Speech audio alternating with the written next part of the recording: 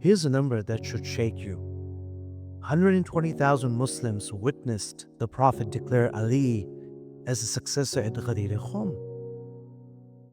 3 months later, when the caliphate was usurped, only 7 companions openly refused to give allegiance. 7 out of 120,000.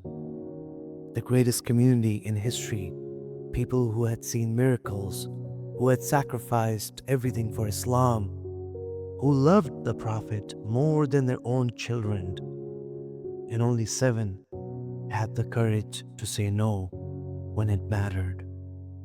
So let me ask you, what makes you think you would be one of those 7?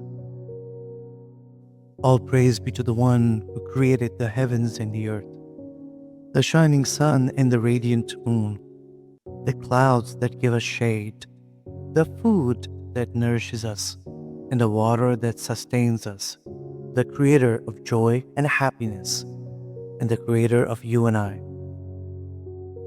This is Marefa Podcast by no one.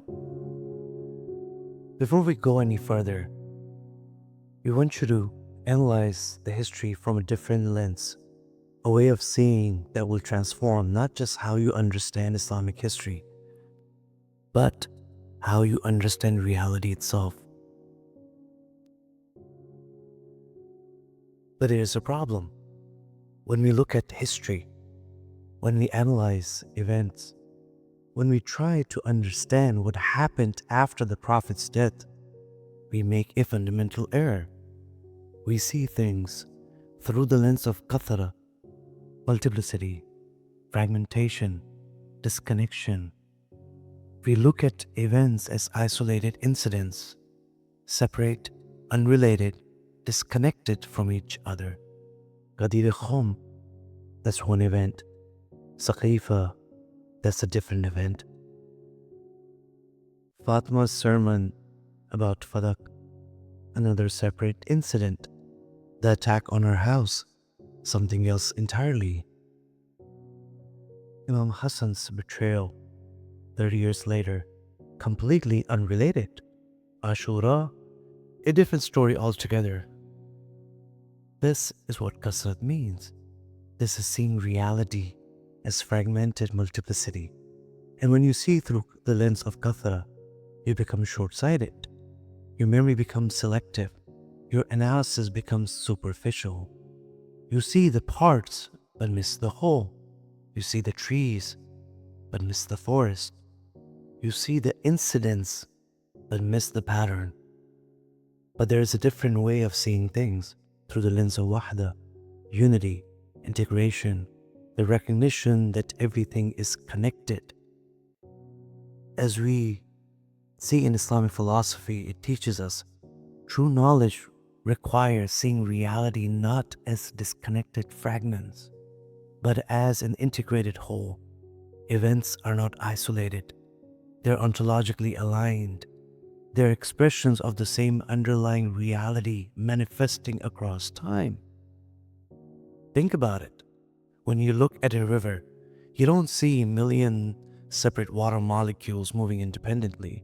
You see one river, one continuous flow, one integrated reality. That's Wahdat. And when you see through the lens of Wahdat and analyze history, when you see events not as isolated incidents, but as expressions of the same underlying struggle, everything changes. Suddenly, you realize the silence after Ghadir, and the betrayal at Saqifah, and the attack on Fatima's house, and the massacre at Karbala, and the compromises that we make today. They're not separate events. They're the same event manifesting across different moments in time. It's the same test, the same choice, the same struggle between divine authority and human ambition, between submission and ego, between clarity and confusion. The names change, the dates change, the specific circumstances change, but the ontological reality is identical. Nothing in existence is disconnected. Every event is linked to what came before and what comes after. Past, present, and future are not separate timelines. They're expressions of eternal realities that keep manifesting. Hence the phrase, كل يوم عاشوراء كل أرض كربلاء. Every day is Ashura, every land is Karbala. What does it mean? Does it mean that you should be always sad? No. But the reality that manifested in Karbala, the choice between truth and falsehood, between standing and silence, that reality is eternal. It manifested at Saqifah. It manifests today. It will manifest tomorrow. And here's what should terrify us. When we see through the lens of Wahdat, we realize that we're not studying history. We're looking in a mirror. The test they faced, we're facing it right now. The choice they made, we're making it today. The silence that dooms them, it might be dooming us. So as we go through this event in history, I want you to constantly ask, where am I in this pattern? Which group am I in? Which choice am I making right now? Because this isn't about them. This is about us. When we analyze history through this lens, we see that there are 4 peaks on a mountain range. We see them all together, all connected. We see that why everything that happened was inevitable. Peak number 1, Ghadir Khum. Year number 10 after the Hijrah. 120,000 Muslims. The Prophet holds Ali's hand. Man kuntu mawla, fahada aliyan mawla. Whoever I am the master of, Ali is his master. Clear? Unambiguous. Witnessed by thousands. Allegiance was paid. Now I want to narrate a story over here. One of the scholars mentioned that he was having a debate about this sentence, Man kuntu mawla fahada aliyan mawla. The definition of the word mawla, obviously we find discrepancy among the different sects. So during this discussion, after a long time, they both decided to part ways. After an hour, this person calls the other one who refused to accept the word Mawla as a master, but to use it as a friend. He said over the phone, hey, I want you to come back. There's something very, very important that I need to tell you. He's like, I'm already an hour out of the city on my way home. He's like, don't worry, I'll come back. Other his friend says, can you just tell me over the phone? He's like, no, I have to tell you in person. It is very important for you to come back. 1 hour out, he turns around, he comes back. He's like, what is it? What was so important that you made me come back an hour? And the scholar says, I just wanted to tell you that I'm your friend. He's like, what? Are you really kidding me? 1 hour outside the city, 1 hour to come back, only for you to tell me that, hey, I'm your friend? He's like, yeah, I just wanted to let you know. Imagine the frustration, the anger that this caused. Now, the scholar says, 120,000 people telling people who had already gone ahead to come back, waiting for the people who were behind to arrive. And now, the Prophet, for 3 days, he gathered all of these people only to tell people that, hey, whoever I am the friend of, Ali is his friend. Does that make sense? The anguish and the frustration that caused only for an extra hour, only for me to tell you that you're my friend. Human nature across time does not change. You don't think these people would have been frustrated just to know that, okay, whoever the Prophet is friend of, Ali is his friend? No, there was a deeper meaning. Clear like the shining sun. The scholars describe this moment as the Prophet declaring Ali as his divinely appointed successor. This wasn't a suggestion. This wasn't a preference. This was a divine command being transmitted.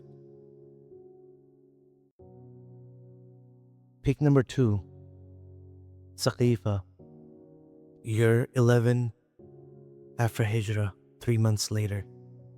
The Prophet's body isn't even buried yet. A secret meeting, political maneuvering, usurpation of divinely appointed leadership.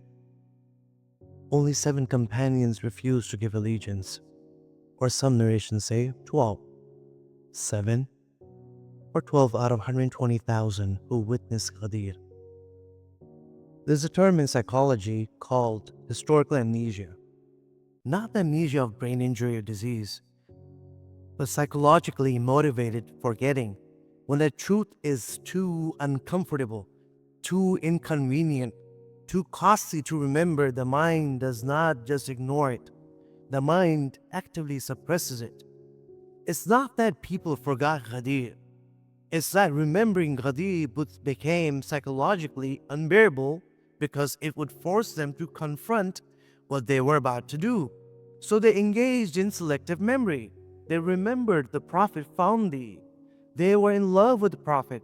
They remembered his teachings generally. But the specific, inconvenient declaration at Ghadir, that got fuzzy. Did he really mean it that way? Wasn't it more symbolic? Things have changed since then. Maybe the meaning was friend. This is historical amnesia in action. And in just 70 days, 120,000 witnesses became 7 defenders. Not because 120,000 people actually forgot what they saw, but because remembering would cost them something they were not willing to pay. Your peak 3, Karbala, year 61 after Hijrah. 50 years later, the Prophet's grandson is massacred in the desert of Karbala. The culmination of that initial betrayal. But here's what people miss. The educated elite of Kufa wrote 18,000 letters begging Imam Hussein to come. Then they abandoned him. Worse, they killed him. Those who had invited him were the ones who were actually in haste to kill him. Did they just forget that they were the ones who were inviting him? Did they actively suppress the memory of what their fathers and grandfathers had done at Saqifah? Did they forget the pattern? That the silence leads to betrayal, which leads to massacre? Or rather, they remembered, but the memory had been sanitized, rationalized, and made comfortable. Peak 4. The ghaibat, the occultation in the modern era that we live in today. We gather for Ashura, we cry for Hussein, we condemn those who stayed silent, and then we go home, back to our comfortable couches, turning on Netflix like nothing happened. Life goes on. We remember the story, but we've forgotten the lesson. We've retained the narrative. We've suppressed the pattern. 4 peaks separated by decades, but yet connected with a single reality. The same pattern, the same test, the same failure, the same psychologically motivated forgetting. Knowledge without courage, emotional attachment without sacrifice, religious identity without submission to divine authority, memory without integration. That's a pattern we're going to dissect today. We want to warn you, though, this is going to be very uncomfortable. It's not already there yet. Regardless of which sect of Muslims you belong to, it is going to be a bumpy ride. But before we go on, I just want to say this is a reminder, first and foremost, to myself and then to others. So we've seen the landscape, four peaks, showing us the same pattern across time. Now when we zoom in to peak 2, the woman who stood at the epicenter of this betrayal and gave a sermon that would echo through 1400 years. Who was she? What gave her the authority to challenge an entire community? What made her words so powerful that they're still threatening empires today? Let's find out. Who was Fatima Zahra? Salamullahi alayha. But before we get to what she said, we need to understand who was saying it. Because if you do not understand her station, her cosmic significance, you'll miss why her sermon wasn't just a speech. It was a verdict.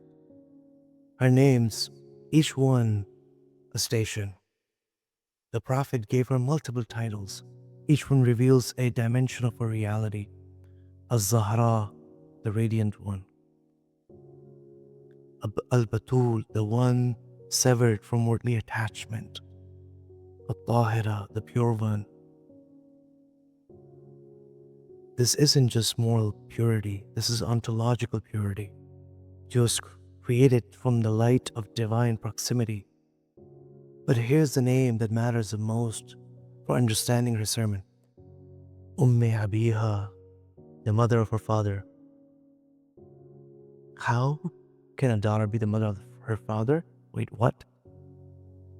After the Prophet's wife Khadija, Salamullah alayha, died, when the weight of prophethood became unbearable, when the rejection and persecution intensified, Fatima became his emotional and spiritual refuge. She mothered him, she protected him, she gave him the strength to continue. Ibn Abbas narrates, when the Prophet would return from facing the abuse of the Quraysh, broken and bleeding, Fatima would wash his wounds, bandage his injuries, and whisper strength back into his soul. She was only 6 or 7 years old, already functioning as an emotional anchor of the final Prophet. Her purification, the ayah of Tathir, and then Allah Himself testified to her station. In Surah Al-Ahzab, ayah number 33, إِنَّمَا يُرِيدُ اللَّهُ لِيُذْهِبَ عَنْكُمْ الرِّجْسَ أَهْلَ الْبَيْتِ وَيُطَهِّرَكُمْ تَطْهِيرًا. اللهم صل على محمد وآل محمد. The scholars of both Sunni and Shia tradition confirm this verse was revealed specifically about 5 people: Muhammad, Ali, Fatima, Hassan, and Hussein, alayhi salatu wassalam. The Prophet physically gathered them under the cloak and says, "These are my Ahl Bayt." But notice the wording, يُطَهِّرَكُمْ تَطْهِيرًا. Purify you with a thorough purification, not make you pure, not purify you, but purify you through a thorough purification. The grammatical structure emphasizes absolute, complete, ontological purity. This is not just metaphorical phrase or symbolic verse in the Quran. Allah is testifying that these 5 individuals have been purified at a level that transcends human comprehension. And then the Prophet himself made her station clear. Hadith after hadith describes a love that wasn't just fatherly affection, it was a recognition of spiritual station. When Fatima would enter a room, the Prophet would stand up, not just stand. He would rush to greet her, kiss her hands, and seat her in his own place. Think about it. The final Prophet of Allah standing for his daughter, kissing her hands. Why?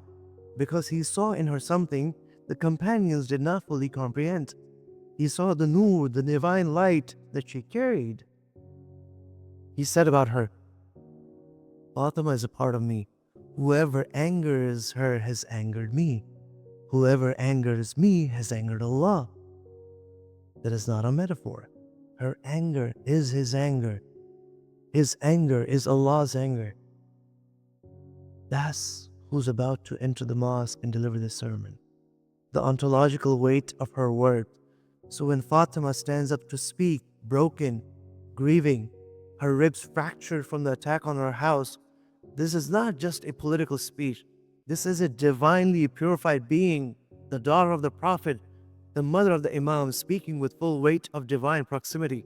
When she quotes Quran, she is not interpreting it. She is unpacking a divine intent because she herself is part of the household around whom revelation descended. When she condemns the community's actions, she's not giving her opinions. She's delivering a verdict because her anger is Allah's anger. Facts, not metaphor. But because she has been purified by Allah Himself and is speaking from that station of purity, this is not a woman asking for her inheritance. This is a cosmic reality declaring that a fundamental violation has occurred. And what's about to happen, the community will ignore her, dismiss her, some will even mock her. And in doing so, they won't just be rejecting Fatima, they will be rejecting the Prophet. They will be rejecting divine authority itself. Now let's see how it unfolds. So the Prophet has died, leadership has been usurped, and everyone who witnessed Ghadir Khum is staying silent. Why? Fatima Zahra salamullah alayha explains it in her sermon, but we need to understand it with a different lens, not as a separated, isolated event. These aren't 5 separate reasons. There are 5 expressions of the same underlying spiritual disease.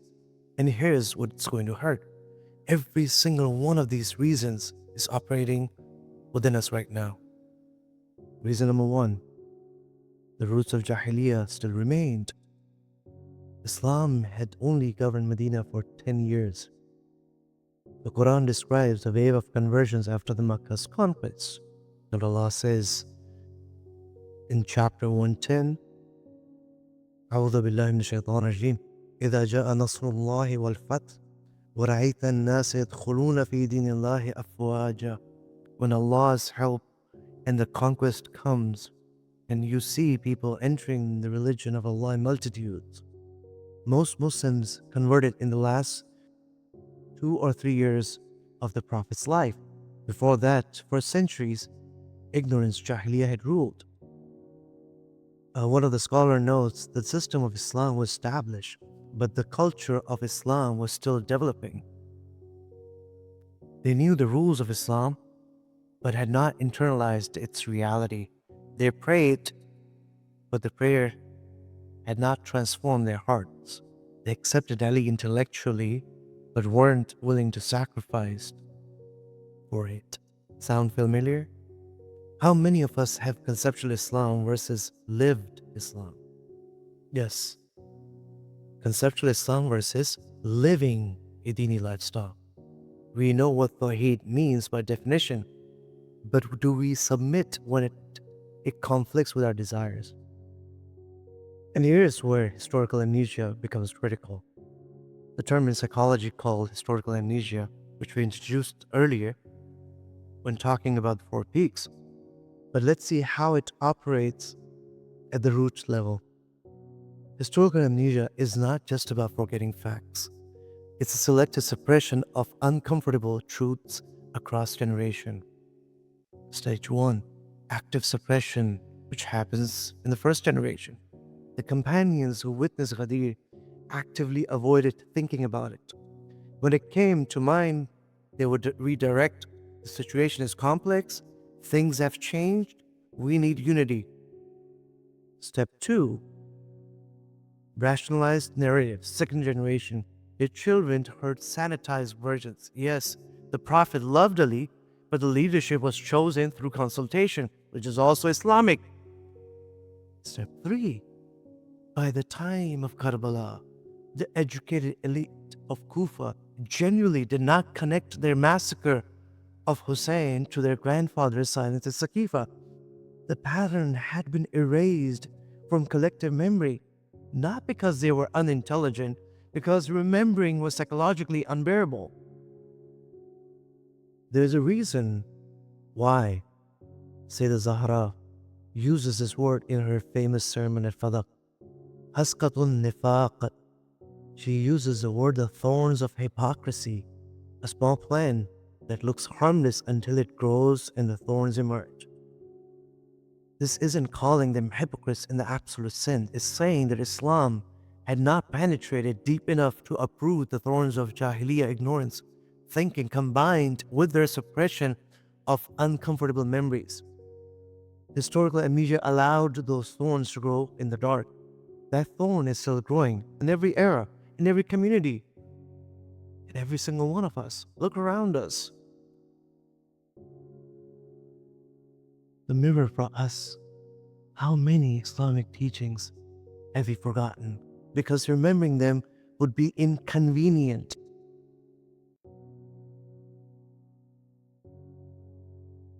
The requirement to enjoin good and forbid evil. Forgotten when socially awkward. The command to establish justice. Forgotten when it's uncomfortable. The prohibition of riba, and so forth. We have literally forgotten. We have engaged in historical amnesia. We know these teachings exist, but we've suppressed them so effectively that they don't factor into our actual decisions. What is the solution? First, to actually learn the proper deen. Active remembering as a resistance. Force yourself to remember the uncomfortable truths. Write them down, repeat them, teach them to your children without sanitizing. Because historical amnesia thrives in silence and dies in repetition. Reason 2. Muhabbat. Hub without mawadda. Yes, even though the word translates usually as the same with love. The companions loved Ali. They knew he was the most qualified. Many even wept when Fatima spoke. How can you not love these people? But their love, their hope, did not translate into mawadda. To understand this word, let's break it down. Mawadda, the Arabic root words, wadada, does not mean affection. It means affection that manifests in action. Love that costs you something. What does Allah say in chapter 42, verse number 23? Illa al-mawaddata fil qurba. Say, I do not ask you any reward for it except mawaddat, love that manifests, love with investment for my near kindred. Not just emotional attachment, not just tears and tributes at Muharram majalises, not just profile pictures changed during Ashura. Mawaddat, love that translates into sacrifice. Understand this distinction carefully. Hub, love. I care deeply. I feel attachment. This moves me emotionally. Mawadda says, I will sacrifice my comfort, my safety, my reputation to defend what I love. I will invest everything. Hub is in your heart. Mawaddat is in your action. Hub is what you feel. Mawaddat is what costs you your life, yourself. And here's the devastating truth. The companions had hope for Ali. They cried for Ali. They knew his station, yourself. And here's the devastating truth. The companions had hope for Ali. They cried for Ali. They knew his station. These same companions wept when they heard Fatima speak. But they did not have mawadda when it comes time to pay the cost, to stand up for what is right, to risk your position, to sacrifice your comfort. They stayed at home. And here's a term in psychology for that, which is called cognitive dissonance. It describes what happens when you hold two contradictory beliefs simultaneously. The contradiction creates unbearable psychological tension. Your mind must resolve it. But here's the key. People almost never resolve this dissonance by changing their behavior to match their belief. That's too costly. What will people say? I will lose my comfort. I will lose my job. I'll lose my business. Or what will people say? And the worst, I'll lose my reputation. Instead, they resolve it by changing their beliefs to match this behavior. Watch how this operated with the companions. Contradictory beliefs. Ali is divinely appointed as a successor, number one. Number two, I'm not supporting Ali's decision, my actual behavior. The unbearable tension. How can I believe he is divinely appointed but not support him? That would make me a hypocrite, a betrayer, someone disobedient to Allah. The resolution, what do? Not through a change in my behavior. Maybe the divine appointment was not as absolute as it seemed. Maybe it was symbolic. Maybe circumstances have changed. Maybe there are other considerations Allah would understand. Or maybe we misunderstood. He was just a friend. The belief shifted to match one's own behavior. The dissonance resolved. Psychological comfort restored. This is cognitive dissonance in action. And it's devastating because it allows people to betray what they know while genuinely believing they're still faithful. While people conceptually understood the status of the Ahl Bayt, they were not willing to invest in defending the imamate in practice. If religiosity remains conceptual, mafhum, and does not translate into tangible action, misdaq, it will inevitably lead to irreparable consequences. The mafhum versus misdaq, concept versus manifestation, application, theory versus practice. And when the gap between what you believe and what you do becomes unbearable, cognitive dissonance ensures you'll adjust your beliefs rather than your behavior. The mirror for us. We love the Ahl Bayt emotionally. We cry during Muharram. We post tributes. We attend majalises. But when it comes to implementing their economic values, complicated, defending their principles publicly, you calculate costs, following contemporary Islamic leadership, too politically inconvenient. You have hub, you don't have mawadda. And watch what happens psychologically. You start believing maybe those economic teachings were for a different time. Maybe standing up in front of the whole Muslim Ummah to defend Ali's leadership would be counterproductive. Maybe it's not as mandatory. We're not lying. We generally believe this adjustment because cognitive dissonance has done its work. Our beliefs have shifted to match our behavior, and yet we don't even realize it's happening. But what's the solution? Behavioral accountability before belief adjustment. When you feel the tension between what you believe and what you do, stop. Don't touch the belief. Fix the behavior.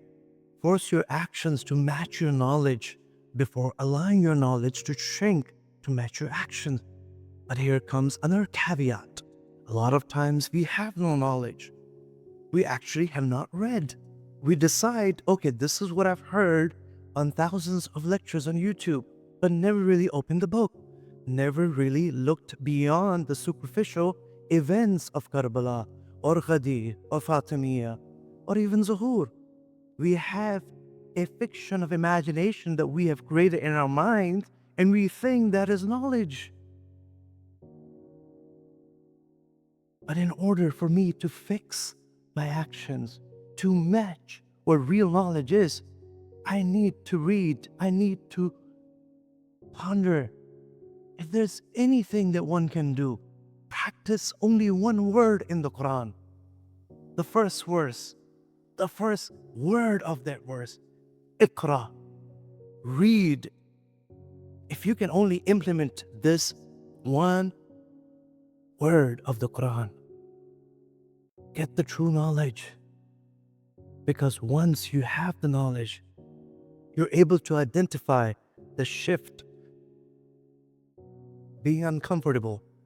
And rather than having this cognitive dissonance, you start to ponder. You fix the action, not the behavior. Because once we start adjusting beliefs to match comfortable behavior, there is no floor. We cannot rationalize anything. A phrase which is commonly heard, we do not want to rock the boat. Things are going on like this for 10, 15, 20 years in the community. Yet, we do not want to call the elephant in the room. The companions started at Ghadir. They ended at Saqifah. That took only 70 days. We're on the same slope, and the descent is faster than we think. Reason number 3, calculation over submission. The Ansar's pragmatism. Now we come to the Ansar, the helpers of Medina. These were good people. They gave shelter to the Prophet. They fought beside him. They loved him. But when it came time to support Ali, they hesitated. Why? Because they started calculating. And yes, this will be one of the most uncomfortable moments for those who are Shias. Their logic was, we know Ali was the most qualified. We witness Ghadir, but if we support him, we will alienate the Muhajirs. That will cause division. Maybe we should propose our own candidate to bring the factions. Let's be pragmatic. Let's be strategic about it. Let's take the Khilafat in our own hands and then we will give it to Ali. They thought they were being smart, politically savvy, practical, and actually they were replacing divine command with human reasoning. The Ansar, they loved the Ahl Bayt, but were not willing to bear the immediate consequences of this love. So they strategized their own solution. They tried to protect Wilayah through unauthorized methods. And in doing so, they abandoned the Wilayah. And here's what's critical to understand. The Ansar were not malicious. They were genuinely trying to do good. They constructed sophisticated reason for why their approach was better. Pause here for a moment. It is always the good intentions of those who lack knowledge that cause the most corruption and discontentment in the society. We said this phrase many a time. Please keep your good intentions about others to yourself. We have seen throughout history that has happened many a times, and we will point towards those, first starting with the Khilafat in Saqifah. And that's exactly how rationalizations work. When faced with divine command that conflicts with our assessment of the situation, our lack of knowledge, we don't consciously think that I'm going to disobey. We think, given the complex circumstances, the wise course of action is. The Ansar's rationalization framework was, divine is bad, true. Unity is good. The Muhajirs don't like us. And if we choose Ali, we will alienate them. That will cause rift. We do not want the Muhajirs to become the Khalifa and take over us. A compromised candidate might prevent this situation. We're not rejecting Ali, we're protecting the Ummah. And we will give the Khilafah back to him. Every premise sounds legitimate, but the conclusion is betrayal. This is sophisticated rationalization, not crude justification, not obvious excuse making, but elaborate intellectual framework that makes disobedience look like wisdom. Let's quickly talk about what really conspired. The Khawas, the closest companions of Imam Ali, who were trained and educated with the guidance of the Prophet, who were the first of the believers. They fell victim to their differences and then personal gains. Sa'ad ibn Ubadah, who was one of the elders of the Ansar, and Qais ibn Sa'ad ibn Ubadah, his son, were among the companions of Amir al-Mu'mineen and Imam al-Hasan alayhi salam. Sa'ad ibn Ubadah was one of the most vila'i, khairkhwa, as they say, of Ahl Bayt. But he made this tactical mistake. His mistake was that he started gauging the political atmosphere. He felt that the Muhajirin did not want to come under the rule of Amir al-Mu'mineen, and they were hungry for power to seize for themselves. He was convinced that if the rule fell into the hands of the Muhajirin, other than Ali, the atmosphere for revenge for the blood of their relatives in the Battle of Badr and Uhud would begin. Or they said that they wanted Ansar to take power and then give it to Amir al-Mu'mineen Ali ibn Abi Talib. But this tactical mistake caused others to ride this wave. Therefore, his own son, Qais, got so angry with his father, who was one of the Ansar in Ahl Wilayat. Why did you do this? Why did you fall forward? What happened? He was a mastermind behind Saqifah. His mistake caused the Khilafat of Ali. What conspired are details we do not have time to go for this episode. But we want to focus on when you replace divine command with human calculation, you do not get a better outcome. You get a disaster dressed up as wisdom. Every single one of these discussions require an in-depth analysis, but this will suffice for now.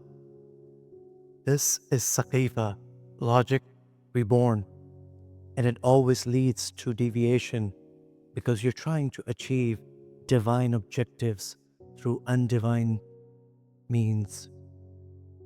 The solution isn't better strategy, it's submission. Submit to divine command, even when human reasoning says it won't work. Trust Allah's wisdom, even when your calculations predict a disaster. Because the Ansar's calculations were wrong. Their pragmatism failed. Their strategic thinking produced exactly what they fear. And your rationalizations will fail too. Reason 4. Elite betrayal. When knowledge disconnects from courage. Remember those 3 peaks that we talk about? Year 11, elite companions say silent, usurpation. Year number 41, Ubaidullah ibn Abbas, elite commander, defects for money. 8,000 elite troops follow. Year 61, Kufa's educated elite massacre the Prophet's grandson. Now watch something critical. Another term in psychology called normalcy bias.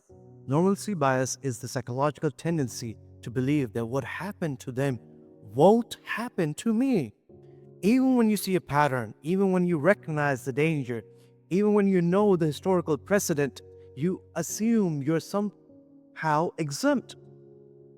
The educated elite at each stage suffered from normalcy bias. Year 11, Saqifah. Elite companions, what Jahiliyyah thinking reassert itself, they thought. Yes, those tendencies exist, but we are too educated, too close to the Prophet, too committed.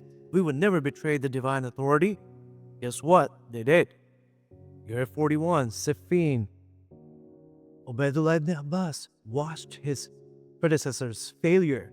He knew the pattern. He was literally Imam Ali's cousin, raised in the Prophet's household. He thought, yes, they failed him, but I'm more loyal. I'm closer to the Imam. I would never betray for worldly gain. His own 2 sons had been killed by Muawiyah. Guess what? He did. Year 61, Karbala. Kufa's educated elite knew both previous betrayals. They studied the history. They recognized the pattern. They thought, yes, our fathers and grandfathers failed, but we are different. We truly understand the value of Ahl Bayt. We would never participate in their persecution. Guess what? they massacred Hussein. This is normalcy bias compounding across generation. Each generation sees the previous generation's failure and thinks, that was them, this is us, we are different. They weren't different, the pattern was identical, only the faces changed. Let's analyze Ubaidullah ibn Abbas's mistake. Ubaidullah ibn Abbas was not a small person. From the appearance, he had all the conditions to be appointed as a front commander of Imam Hassan's army. He is the cousin of Imam Hassan, Qurayshi and a Hashimi. Because of being a scholar with a history of war, etc., he had all the conditions. Muawiyah had killed 2 of his children in an attack, and he was bloodthirsty for his 2 sons. It was very unlikely that he would return to them and fall victim to desires. Regardless of his status and knowledge, he was bloodthirsty for Muawiyah for what he had done to his children. But with 1 million coins, 1 million coins caused corruption. He left. Muawiyah kept sending him letters. We are about to have a peace treaty. Why don't I give you 500,000 right now and 500,000 afterwards?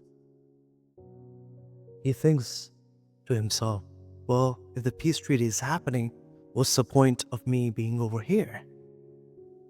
He leaves, and when in the morning, at Fajr time, they're looking for him, he's nowhere to be found. They opened his tents and saw that he was gone. Imam Hassan had appointed Ubaidullah ibn Abbas as the first commander, and Qais ibn Sa'ad ibn Abada is the second commander, and Sa'ad ibn Qais is the third commander. The Imam told Ubaidullah that these are my best companions, that I will send them with you in the forefront. Imam Hassan al-Islam himself remained in Nukhayla with the remaining 18,000 people. Those who stayed behind with him were new Muslims. They needed guidance.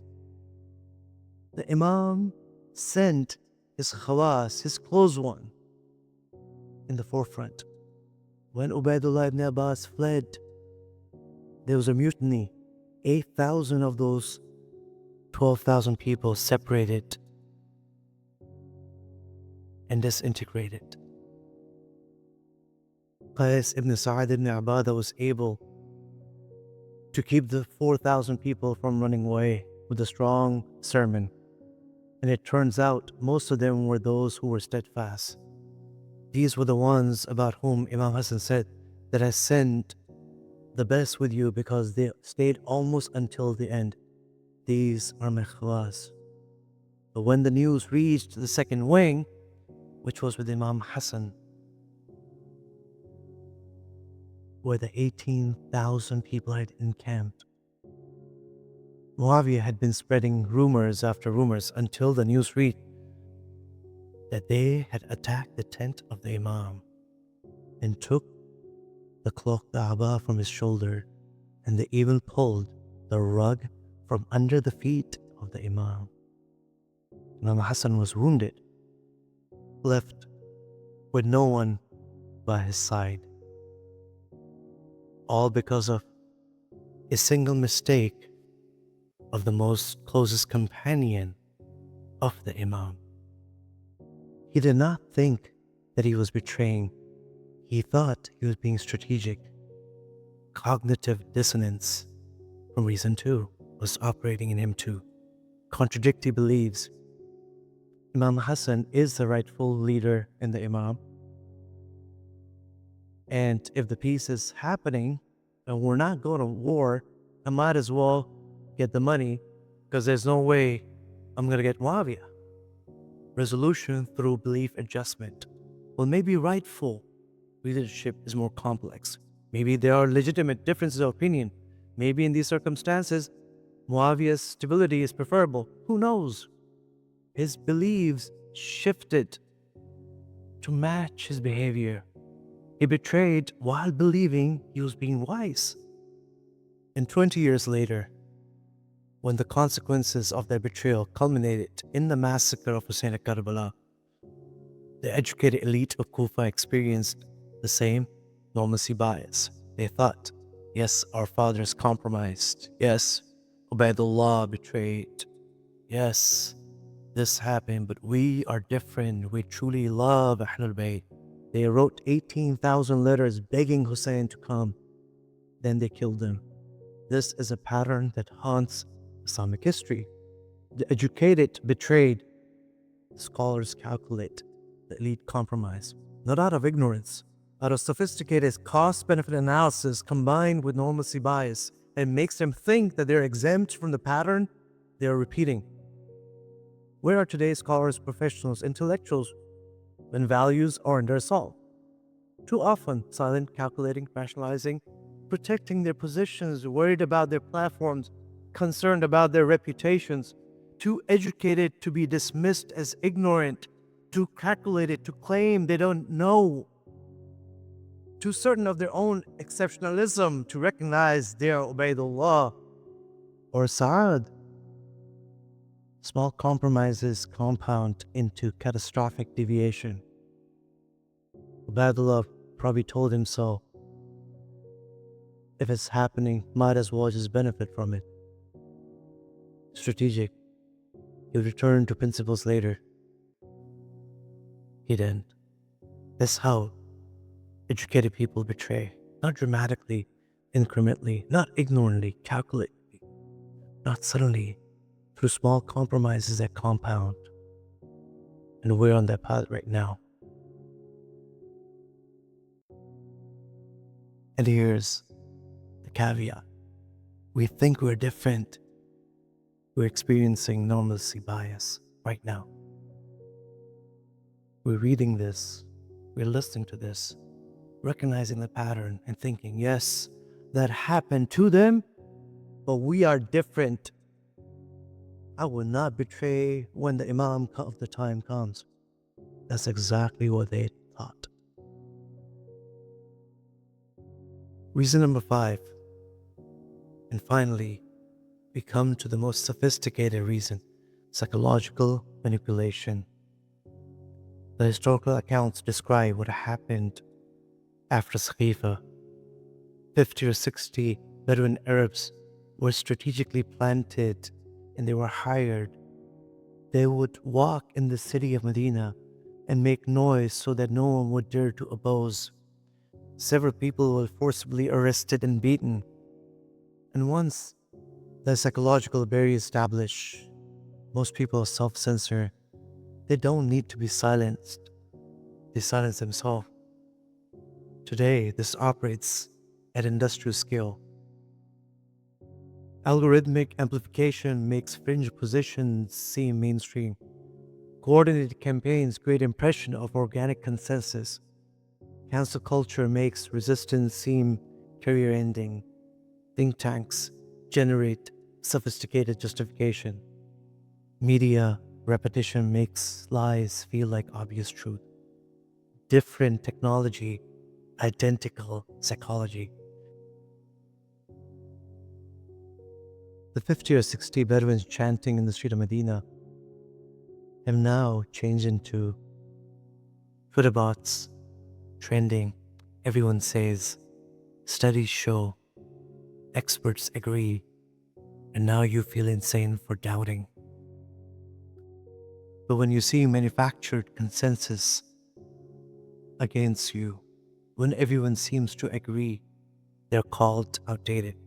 When experts dismiss them, you start doubting what you know, not consciously, not deliberately, but subtly, gradually. Your certainty erodes, and eventually you're not even sure anymore. What principle really important? Maybe it was misunderstood. Maybe it's more nuanced. Maybe I should just stop. Manufactured consensus is not actual truth. 50 people chanting is not 120,000 witnesses. Twitter trends are not divine command. Trending is not a fact. Everyone says is not what Allah said. Solution anchored to revelation, not reaction. When you feel the psychological pressure, Return back to the source, not to scholarly opinions, not to popular positions, to Quran and the Hadith, the narrative. And what does Allah say about this? Not what does Twitter say, not what do academics say, not what does everyone say. Allah, what does Allah say? Because that's permanent, that's unshakable, that's real. Everything else is noise. 5 reasons, but see them with Wahdat. They're not separate. They are 5 expressions of the same disease. The inability to subordinate ego to divine authority when it costs you something. The Jahiliyyah roots, the ignorance plus historical amnesia equals to ego-driven thinking that suppresses uncomfortable truths. Hub without mawadda at cognitive dissonance equals ego-protecting love that adjusts belief to match behavior. Calculation over submission, ego-driven strategy disguised as wisdom or good intentions. Elite betrayal plus normalcy bias equals ego-protecting compromise that assumes personal exceptionalism. And manufactured consensus equals ego seeking external validation over internal conviction. Same disease. 5 symptoms. 3 psychological mechanisms explaining how it operates. And every single one is active in us right now. With that, we conclude part 1 of this discussion. And inshallah, with His will and if His mercy is bestowed, we'll continue into part 2 about the sermon of Bibi Fatima Salamullah Alaiha and what does she say about all of this. Thank you for listening to Marefa Podcast. Until next time, stay humble, stay aware, and remember, without Him, we are nothing.